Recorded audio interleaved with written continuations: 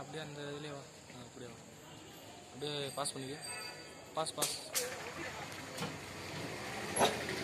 அப்படியே பாஸ் பண்ணு.